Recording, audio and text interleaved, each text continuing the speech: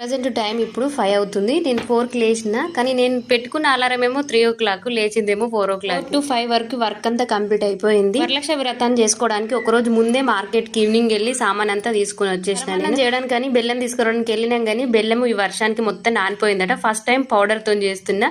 బెల్లం పౌడర్ చూడడం నేను ఇదే ఫస్ట్ టైం. పౌడర్ ఉంటుందని తెలుసు కానీ ఇంతవరకు ఎప్పుడు కూడా ట్రై చేయలేదు. ఇదే ఫస్ట్ టైం. ఇదే బెల్లం పౌడర్. తొందర ప్రసాదాలన్నీ వేసేసి పిల్లల్ని లేపేయాలి. ఇంకా వాళ్ళు లేవలేదు. వాళ్ళు లేస్తే మాత్రం సగం టైం వాళ్ళతోనే వేస్ట్ అవుతుంది. ఇప్పుడు కిచెన్ చూడండి ఎంత ఖాళీగా ఉందో. ఆల్రెడీ శనగలు ఉడకబెట్టేసి వాళ్ళన్నీ కంప్లీట్ అయ్యేసరికి కిచెన్ మాత్రం మొత్తం మెస్సీ అయిపోతుంది. తొందరగా కావాలని చెప్పి ఒక దాని మీద బెల్లం అన్నము, ఒక దాని మీద సీర, శనగలు, ఇంకో పులిహోర కోసం రైస్ కుక్కర్ లో పెట్టేసి. లాస్ట్ ఇయర్ పూజ నైట్ చేసుకున్నా, కానీ నైట్ వరకు నా సిచ్యువేషన్ ఎట్లా ఉంటుందో నాకు తెలియదు. అందుకే ఈసారి ఎర్లీ మార్నింగ్ చేసుకుందామని డిసైడ్ అయిపోయినా. కనీసం 8 వరకు అన్నా పూజ కంప్లీట్ చేసుకోవాలని అనుకున్నా. ఇంట్లో పనంతా ఒకదాన్ని చేసుకోవాలి కాబట్టి కొంచెం లేట్ అయిపోయింది. ఆల్మోస్ట్ 11 అయిపోయింది పూజ కంప్లీట్ అయిపోయేసరికి. బావ ఇంకా పీటీ నుంచి రాలేడు. వచ్చిన తర్వాత బ్రేక్ఫాస్ట్ చేసి మళ్ళీ వెళ్ళిపోతాడు. మళ్ళీ పూజ టైంకి రమ్మని చెప్పాలి. బాయ్.